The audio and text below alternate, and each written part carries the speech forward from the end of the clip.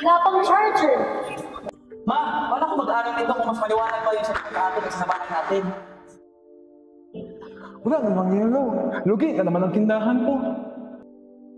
Chris, tulang-tulang ko.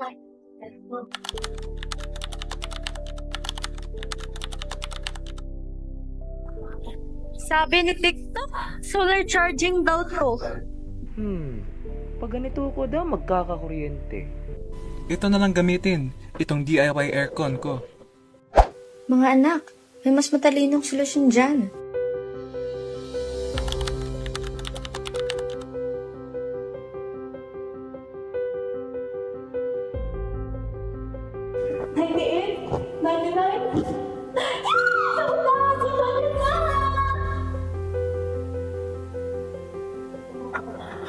Tay, may yelo na ba kayo?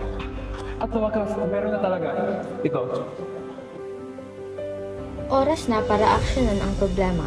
Sama-sama tayong magpaliwanag.